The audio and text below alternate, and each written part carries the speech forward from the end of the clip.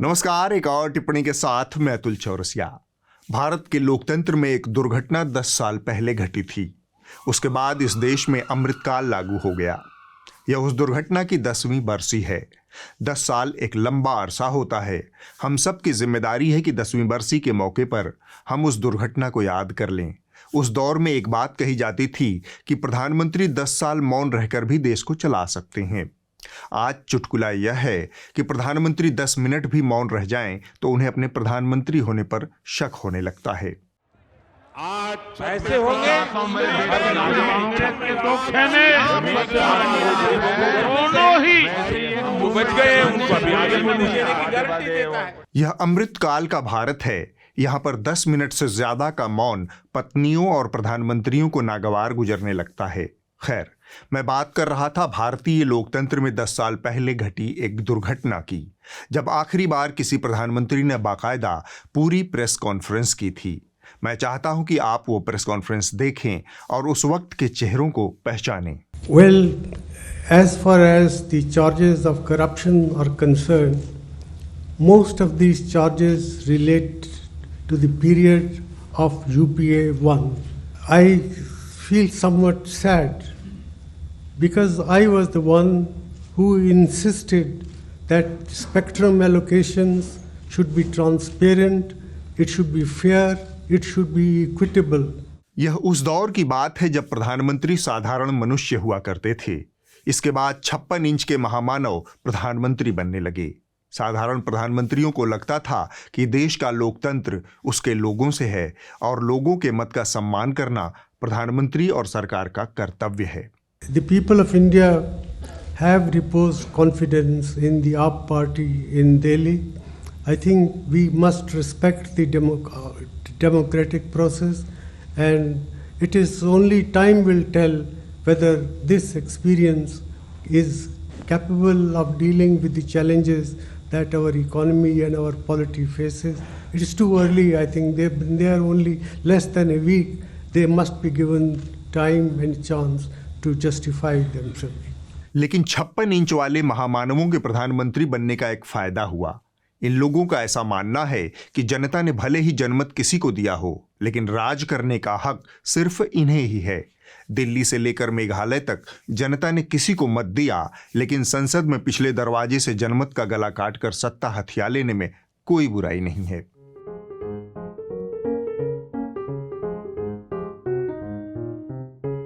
माननीय सभापति महोदय, मैं आपके माध्यम से पूरे सदन को आश्वस्त करना चाहता हूं कि बिल का उद्देश्य केवल और केवल दिल्ली में सुचारू रूप से भ्रष्टाचार विहीन और लोकाभिमुख शासन हो।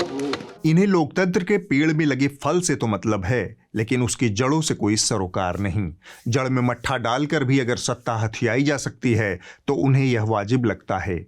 मैं विषय से थोड़ा भटक गया, फिर से लौटता हूं। सवाल क्या होता है, मीडिया क्या है? तुम हमसे सवाल पूछने वाले होते कौन हो? तुम्हारी इतनी हिम्मत? मीडिया के प्रति महामानव की यही 3-4 मुख्तसर सी छवियां हैं। 300 सीटें जीतने के बाद अगर तुम्हारे 2 कौड़ी के सवालों का जवाब देना पड़े तो महामानव होने का क्या मतलब? इस तरह अमृतकाल में वह परंपरा समाप्त हो गई जो आखिरी बार मनमोहन सिंह के कार्यकाल में 10 साल पहले घटित हुई थी। वह दुर्घटना फिर से देश में नहीं घटी, इसका पूरा ध्यान रखा गया। लेकिन लगे हाथ मैं चाहता हूं कि आप उन कुछ एक चेहरों को जरूर देख और परख लीजिए जो उस वक्त इस दुर्घटना के कोलैटरल डैमेज थे। अब वे कोलैटरल लाभार्थी हैं। I'm Pallavi. I'm from CNN IPN. You did indicate in your opening speech that you rule yourself out of a third term should the UPA come back to power. So is it Rahul Gandhi's time? Would you want him to be named as the prime ministerial candidate? प्रधानमंत्री जी नमस्कार, मैं राजकिशोर हूँ दैनिक जागरण से। मेरा प्रश्न है, पिछले 10 वर्षों में आप पर सबसे ज़्यादा चुप रहने के आरोप लगे हैं। Sir, I'm Navika Kumar from Times Now and my question to you is again related to corruption. अब आज जबकि आपने ऐलान किया है कि अगली बार आप प्रधानमंत्री पद की दौड़ में नहीं होंगे, तो प्रधानमंत्री के तौर पर आपकी विरासत को आपको क्या लगता है देश कैसे याद रखेगा? Smita Prakash of ANI. You talked a lot about your pride and satisfaction in many decisions that you took as Prime Minister. What would be your regrets? बेशरम रंग कहाँ देखा दुनिया वालों ने, हमें तो लूट लिया मिलके इश्क वालों ने। ये लोग लोकतंत्र के पहरुआ थे। महामानव ने आते ही पहले इनको ठिकाने लगाया। होंगे कोई लोग जिनसे आप सवाल पूछ सकते थे, उनके बराबर बैठ सकते थे। फिलहाल बोल बचन औकात में। मेरे भाषण शायद आपने सुने नहीं, 50 भाषण उठाकर देखिएगा, एक भी इस प्रकार के मुद्दे नहीं है। जो बिजली के मुद्दे पर जो कचरा आप चुनकर लाइए। रफाल के मुद्दे पे क्या है, क्लैरिफिकेशन देना चाहेंगे? मैंने जवाब दे दिया ना, हर चीज का जवाब प्रधानमंत्री जी ने देना जरूरी नहीं है, क्योंकि सवाल का बुनियाद ही नहीं है, बेसिस नहीं है। Thank you very much. Thank you very much. इन चेहरों को देखकर मैं सोचता हूं कि आईने में ये किस मुंह से अपना मुंह निहारते होंगे। कहां से इन्हें अतीत की नाकामियों का ढिंढोरा पीटने की हिम्मत आती होगी। कहां से इन्होंने हर सवाल विपक्ष से पूछने की बेशर्मी हासिल की होगी। ईमान बेचकर सम्मान की इच्छा रखने वालों, तुम्हारे लिए हमने एक कसौटी तय की है। बिगाड़ के डर से ईमान की बात न करोगे मियाँ। दरबारी पत्रकारों की यह दलिद्रई आपको दिखाने का एक मकसद था। मकसद यह कि आप भी इन थेथर लोगों से सवाल पूछना शुरू कर दीजिए। पूछिए कि विश्वगुरु के ख्वाब बेचने वाला महामानव लोकतंत्र की चारपाई के एक पाए से 2-4 सवालों का सामना करने की हिम्मत क्यों नहीं रखता। इस खोखले अहंकार को जायज ठहराने का काम हुड़कचुल्लू एंकराओं ने क्यों किया। जिस लोकतंत्र में नेता मीडिया के सवालों का जवाब नहीं देता, वहां जनता को ही सवाल पूछना पड़ता है। बहरहाल 10 साल पहले की उस प्रेस कॉन्फ्रेंस में पत्रकारों ने कुल 62 सवाल पूछे थे। हर सवाल का उतना ही गरिमा और आत्मविश्वास के साथ जवाब दिया था मनमोहन सिंह ने। ऐसा नहीं है कि उस वक्त फजाओं में महामानव की गंध नहीं थी। अंतिम सवाल का जवाब मनमोहन सिंह से सुनिए। नरेंद्र मोदी का सपना कांग्रेस मुक्त भारत का साकार होगा, आपको लगता है ऐसा? I sincerely believe that what Mr. Narendra Modi is saying is not going to materialize. बीते 10 साल पत्रकारिता में आवारा पूंजी के भयानक दुष्प्रभाव के साल रहे हैं। इस पूंजी ने इसके किरदार, नीयत और अकीदे को ध्वस्त कर दिया है। जिसके बूते अभिव्यक्ति की स्वतंत्रता का सुगंधित पौष्टिक बिस्कुट खाने वाला यह लोकतंत्र का वॉचडॉग पल रहा है। चूंकि माहौल ये रचा गया है कि अभिव्यक्ति का यह रखवाला कुकुर लोकतंत्र का पहरुआ भी है, इसलिए कभी कभार दिखावे के लिए ही इसे गुर्राने का मौका भी मिलता रहता है। लेकिन वह मौका हमारे जैसे 2-4 डिजिटल और प्रिंट मीडिया संस्थानों के हवाले है। वरना आमतौर पर आवारा पूंजी के बोझ से पिलपिला रहे मुख्यधारा के मीडिया के छलकते अरमान गुर्राने की बजाय गले में पट्टा डालकर पूंछ हिलाने का काम तसल्ली बख्श तरीके से कर रहे हैं। इस आवारा पूंजी और दुमछल्ला मीडिया से बचने के लिए मीडिया का विज्ञापन से बचना जरूरी है, और विज्ञापन से बचने के लिए आपको न्यूज लॉन्ड्री जैसे मीडिया की जरूरत है। यह विज्ञापन से आज़ाद मीडिया बनाने की एक पहल है। हमें आपकी मदद की दरकार है, क्योंकि बिना आपके सहयोग से यह मनोरथ पूरा नहीं होगा और मीडिया का बड़ा हिस्सा गले में पट्टा डालकर पूंछ हिलाने का काम करता रहेगा। आगे बढ़ने से पहले आप लोगों से एक और बहुत ज़रूरी अपील करना है। मैंने बताया कि न्यूज़ लॉन्ड्री न तो किसी तरह का विज्ञापन लेता है, न ही अपने प्रचार प्रसार के लिए विज्ञापन आदि का सहारा लेता है। आपके शेयर करने से, सब्सक्रिप्शन से और लाइक के सहारे ही न्यूज़ लॉन्ड्री एक से दूसरे तक होता हुआ यहाँ तक पहुँचा है। आप ही हमारे ब्रांड एम्बेसडर हैं। हमारी पहुंच पूरी तरह से ऑर्गेनिक है, नैसर्गिक है। लेकिन हाल के दिनों में हमारे तमाम सब्सक्राइबर्स की शिकायत आई है कि उन तक टिप्पणी और न्यूज़ लॉन्ड्री के बाकी शोज़ के नोटिफिकेशन नहीं पहुंच रहे। हमारी दर्शक संख्या में भी बीते कुछ दिनों में भारी गिरावट देखने को आई है। टिप्पणी और अन्य शोज़ की औसत व्यूअरशिप कम हो गई है। इसके पीछे क्या कारण है, कौन लोग हैं, यह तो हमें नहीं पता, लेकिन आपसे हमारी अपील है, अगर आपको हमारा काम पसंद है, आपको हमारी पत्रकारिता पर भरोसा है, तो हमारे वीडियोस को ज़्यादा से ज़्यादा लोगों तक पहुंचाने में हमारी मदद करें। इसे शेयर करें, लाइक करें, सब्सक्राइब करें, बाकी लोगों को इसके लिए प्रेरित करें। इससे न्यूज़ लॉन्ड्री को काफ़ी मदद मिलेगी। यही एक तरीका है आप लोगों तक पहुँचने का। अब आगे बढ़ते हैं। प्रधानमंत्री नरेंद्र मोदी भगवान विष्णु के अवतार हैं। प्रधानमंत्री इस देश के भगवान विष्णु का अवतार है। विष्णु के अवतार मोदी जी जल्द ही विष्णु के एक और अवतार भगवान श्री रामचंद्र का मंदिर उद्घाटित करने जा रहे हैं। इससे भारत त्रेता युग में पहुंच जाएगा। उसे ही इन दिनों अमृत काल कहा जा रहा है। विष्णु अवतार मोदी जी की सरकार में बलात्कारी हत्यारे बिना किसी भय के विचरण कर रहे हैं। विष्णु के एक और अवतार श्री कृष्ण जी ने आपातकाल में एक स्त्री को चीरहरण से बचाया था। विष्णु के ताजा अवतार मोदी जी की सरकार ने संदेश दिया है कि वो स्त्री का चीरहरण तो नहीं रोक सकते, हाँ, चीरहरण करने वालों की रक्षा जरूर करेंगे, उसमें कोई कमी नहीं रहेगी। सुप्रीम कोर्ट का एक फैसला चीख चीख कर कह रहा है कि भाजपा का हाथ बलात्कारियों के साथ। शेष सैया पर लेटे भगवान विष्णु को अपने इस अवतार पर दुख तो जरूर हुआ होगा। सुप्रीम कोर्ट ने बिल्किस बानो के 11 बलात्कारियों को एक बार फिर से जेल भेजने का आदेश दिया है। अदालत ने अपने फैसले में कुछ बहुत तीखी टिप्पणियां की हैं। मसलन गुजरात सरकार को इन बलात्कारियों की सजा माफी का हक नहीं है। यह सजा माफी एक फ्रॉड है। जाहिर है अदालत की इन तीखी टिप्पणियों का एक हिस्सा विष्णु अवतार मोदी जी की केंद्र सरकार तक भी जाता है, क्योंकि केंद्रीय गृह मंत्रालय, जो कि मोदी जी के सबसे खास अमित शाह चलाते हैं, उसकी भी इस सजा माफी में सहमति थी। फिर भी अमृतकाल में हत्यारे बलात्कारियों के साथ खड़ी मोदी जी और गुजरात की भूपेंद्र पटेल सरकार से आप किसी जवाबदेही की अपेक्षा न करें।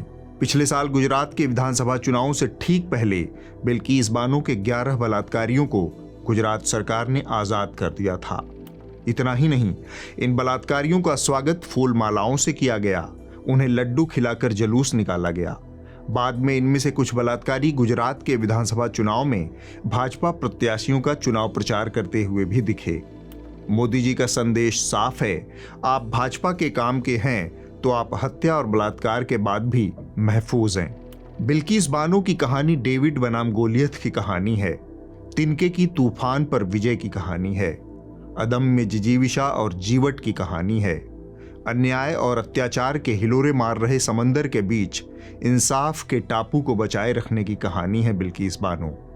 3 मार्च 2002 को जब पूरा गुजरात दंगों की चपेट में झुलस रहा था, तब बिल्किस बानो और उनका पूरा परिवार एक जंगल में जान बचाकर छिपा हुआ था। 20-30 लोगों की भीड़ ने उनके ऊपर तलवारों और लाठियों से हमला कर दिया। बिल्किस बानो उस वक्त 5 माह की गर्भवती थी। इन्हीं 11 लोगों ने बारी बारी से बिल्किस के साथ बलात्कार किया। उसके बाद उनके परिवार के 7 सदस्यों की हत्या कर दी। जब आप इस भयावह अपराध पर विचार करेंगे, तब आपको बिल्किस के हिमालय सरीखे संघर्ष का अंदाजा होगा, और आपको अंदाजा होगा कि जो अत्याचार बिल्किस के साथ हुआ था, उसके मुकाबले यह न्याय कितना कम न्याय है। अब आगे बढ़ते हैं। लहकटई वाली पत्रकारिता में अप्रतिम योगदान देने वाले कुछ एक स्वनामधन्य एंकरों में शीर्ष पर हैं तिहाड़ शिरोमणि। उनका योगदान इतना व्यापक है कि नजरअंदाज करने की हर कोशिश व्यर्थ चली जाती है। अव्वल तो उनका दिव्य ज्ञान आज तक के सुनहरे पर्दे के साथ मिलकर उसी तरह से निखर जाता है जैसे सोना सुहागे से मिलकर, सांप्रदायिकता संघ से मिलकर और प्रेमी प्रेमिका से मिलकर निखर जाता है। तो पहले ज्ञान के निखार का वह चरम बिंदु देखिए। अडानी ग्रुप से जुड़े इसी मामले में पिछले साल फरवरी के महीने में जनहित याचिका दायर हुई थी, जिस पर फैसला आने में लगभग 11 महीने लगे। यानी इसकी वजह से सुप्रीम कोर्ट के 11 महीने बर्बाद हो गए। सुप्रीम कोर्ट के 11 महीने बर्बाद हो गए। यही लहकटई है। यहां तिहाड़ शिरोमणि अडानी समूह और हिंडनबर्ग मामले में सुप्रीम कोर्ट के निर्णय पर अपने ज्ञान की टॉर्च जला रहे हैं। सुप्रीम कोर्ट ने पहली सुनवाई 11 महीने पहले की थी। इसके बाद सुप्रीम कोर्ट ने 11 महीने बाद मामले पर अपना अंतिम निर्णय दिया। तो अगर आप तिहाड़ शिरोमणि हैं तो इसका अर्थ यह बताएंगे कि सुप्रीम कोर्ट ने 11 महीने का समय बर्बाद कर दिया। उसने पहले दिन से लेकर आखिरी दिन तक और कोई काम किया ही नहीं। वह सिर्फ अडानी जाप रही थी 11 महीने तक। यही इनकी मैथ है। अब मैं आपको इनकी फिजिक्स भी बताता हूं। देश में अदालतों की क्या भूमिका है।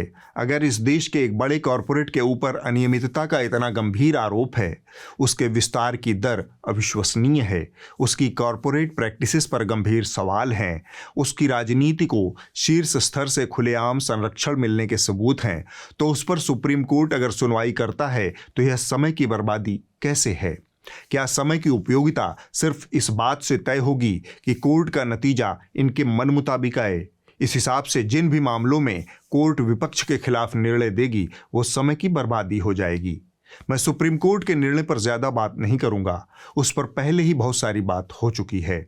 अगर आप चाहें तो यहां पर विस्तार से इसे देख सकते हैं, आपको सब समझ आ जाएगा। मैं बस सुप्रीम कोर्ट के निर्णय के एक पहलू पर बात करना चाहता हूं, जो कि पत्रकारिता के लिए चिंता की बात होनी चाहिए। अपने निर्णय में सुप्रीम कोर्ट ने हिंडनबर्ग की रिपोर्ट, फाइनेंशियल टाइम्स और OCCRP की रिपोर्ट पर भी प्रश्न चिन्ह लगाया है। उसने कहा कि वह इस तरह की संस्थाओं पर PIL यानी जनहित याचिकाओं की निर्भरता को खारिज कर रही है। कोर्ट के मुताबिक सेबी जैसी वैधानिक संस्था पर सवाल उठाने के लिए अखबारों की रिपोर्ट और किसी तीसरे पक्ष के दावे पर भरोसा नहीं किया जा सकता।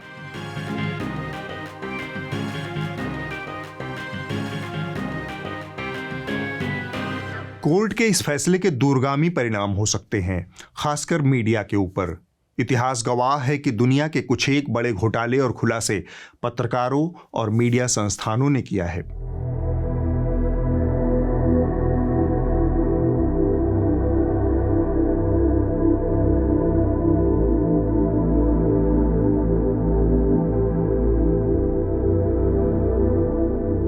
और इन खबरों के आधार पर अदालतों ने कार्रवाइयां भी की हैं। तो आप माननीय, आपसे मुझे और पूरे देश को बहुत उम्मीद है। मुझे यकीन है कि इस तरह से एक इन्वेस्टिगेशन को तीसरे पक्ष की जानकारी बताकर खारिज करने से पहले आपने कई बार विचार कर लिया होगा। मीडिया की खबरों को खारिज करने की बात आगे कहीं परंपरा न बन जाए।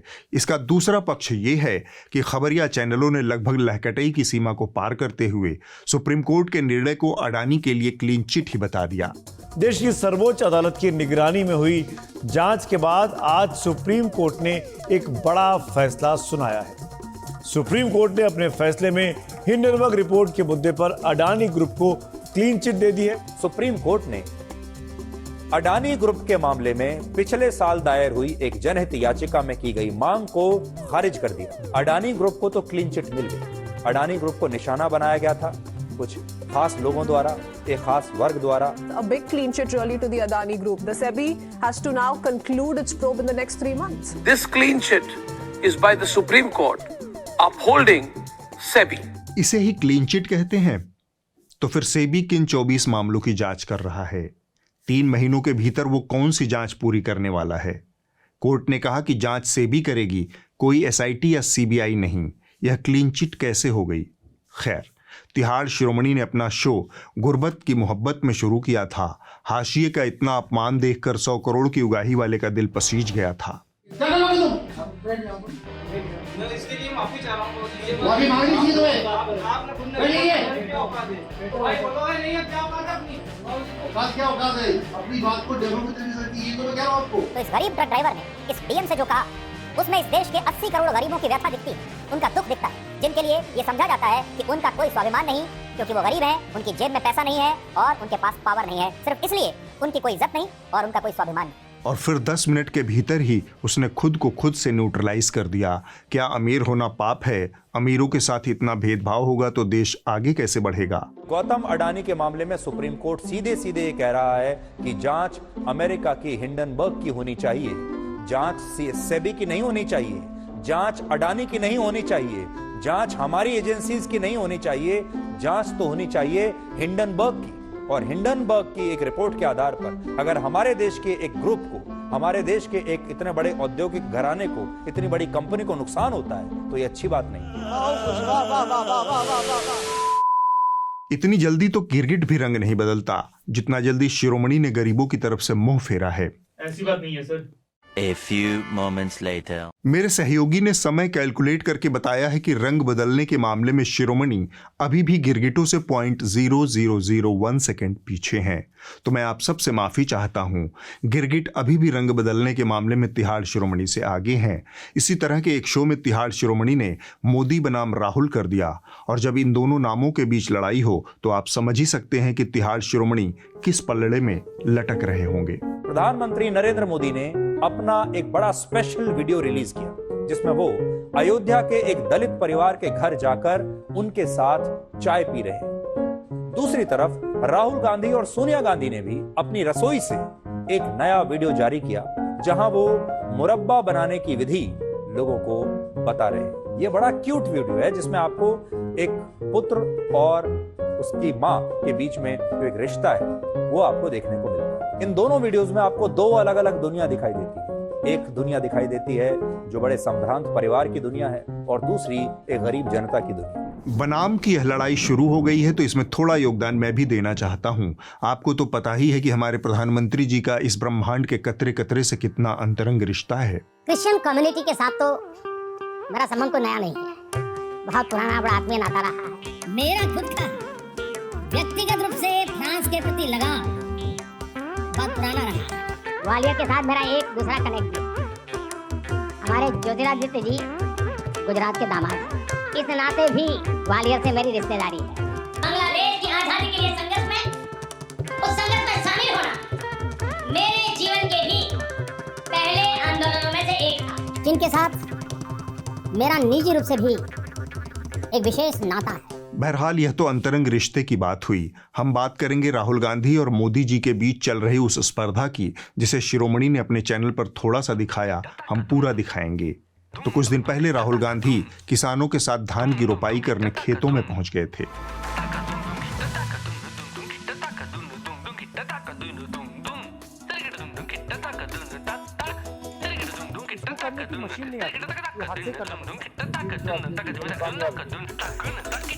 यह बात प्रधानमंत्री जी को खटक गई, क्योंकि किसानों से भले ही उनकी खटपट चल रही हो, लेकिन सुई से लेकर मिसाइल बनाने में जो हस्तक्षेप मोदी जी का है उसमें किसानी भी आती है। यह सोचकर उन्होंने अकेले ही खेतों में शो स्टॉपर वाला पोज दे डाला।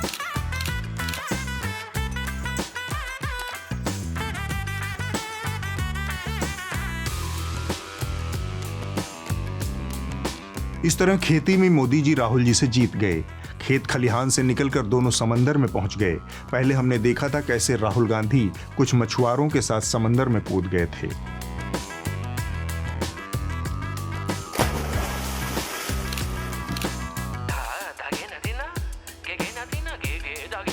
जवाब में हमारे प्रधानमंत्री जी भी लाइफ जैकेट पहनकर अरब सागर में कूद गए। राहुल और मोदी जी के बीच यह अस्वस्थ स्पर्धा बहुत पहले शुरू हुई थी, जब कांग्रेस पार्टी ने गारंटी देना शुरू किया था।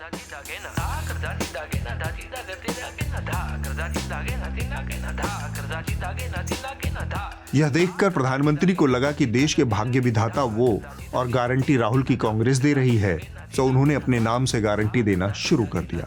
आज पूरा हिंदुस्तान जानता है, अरे पूरी दुनिया भी मानती है कि मोदी की गारंटी मतलब गारंटी पूरा होने की भी गारंटी। गारंटी पर कब्जा करने से शुरू हुई यह होड़ अब बहुत आगे निकल गई है। राहुल गांधी ने कर्ली टेल वाली मैडम को एक इंटरव्यू दिया था। Can I ask you something personal? Are you planning to get married anytime soon? Well, no marriage on when the right girl comes along, I get married. But is there a checklist or anything? No, just a loving person who's intelligent. प्रधानमंत्री ने कहा, तुम interview करोगे, हम पूरी documentary बना देंगे। हे curly tell madam, हमारे ऊपर पूरी डॉक्यूमेंट्री तामीर कर दो। अगस्त 2021 में प्राइम मिनिस्टर मोदी ने इस मंदिर के कई प्रोजेक्ट्स इनॉग्रेट किए और अब इस स्पिरिचुअल सेंटर को प्रसाद स्कीम के तहत वो इंफ्रास्ट्रक्चर और सुविधाएं मिली है जो आने वालों के एक्सपीरियंस को और भी इमर्सिव बनाएंगे। और आज लाभ ये हो रहा है कि इन सारी चीजों ने भारत के टूरिज्म को भी बहुत बड़ा बना दिया है। भारत की नई पीढ़ी को हमारी उन पुरातन महान परंपराओं की तरफ नए सिरे से देखने का एक आकर्षण है। ऐसा ही एक मौका आया जब राहुल गांधी ने ट्रक वालों के साथ मिलकर ट्रक पर हाथ साफ किया।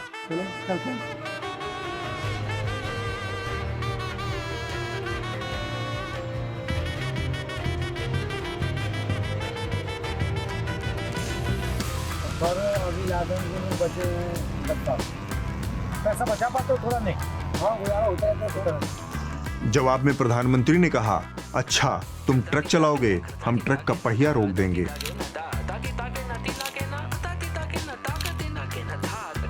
राहुल गांधी पहलवानों के साथ दो दो हाथ करने रिंग में उतरे थे।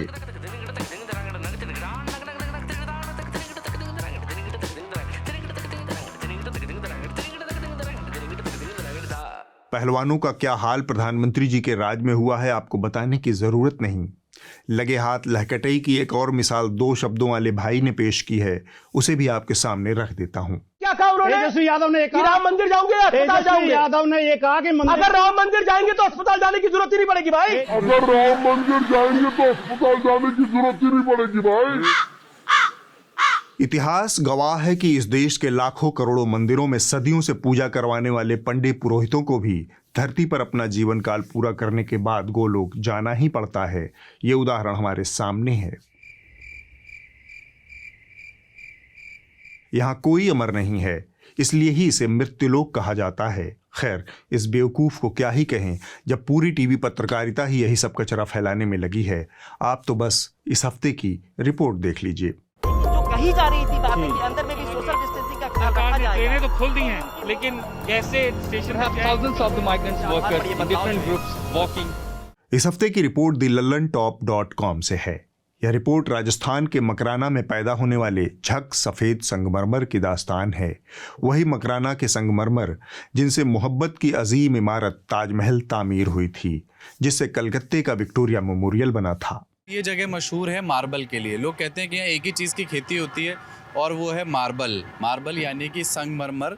यहीं से जो मार्बल निकला था उसी से ताजमहल बना था, उसी से विक्टोरिया पैलेस बना है कोलकाता का। कई मशहूर इमारतें देश और दुनिया की यहाँ से बनी हैं। कलकत्ता में विक्टोरिया मेमोरियल यहीं से बना है और अभी जो प्रेजेंट में राम मंदिर का भी जो काम चल रहा है वो यहीं से चल रहा है, इसी रेंज का माल चल रहा है। राम मंदिर का जो पत्थर जा रहा है अयोध्या वाले का, वो यहीं से है। जो गर्भगृह में जो राम मंदिर जो लग रहा है ना, वो जो यहीं से जा रहा है। यहाँ स्थानीय स्तर पर ज्यादातर लोग क्या करते हैं काम, यही इसी में लगे, इसी पे प्रॉपर इसी पे डिपेंड है। इसी पे डिपेंड है। तो या तो उसकी फैक्ट्री है, इसके बाद है और ये माइन से जाता है फैक्ट्री में, उसके बाद में ना स्लिप्स वगैरह निकलते हैं। अगले हफ्ते होगी एक और टिप्पणी। नमस्कार।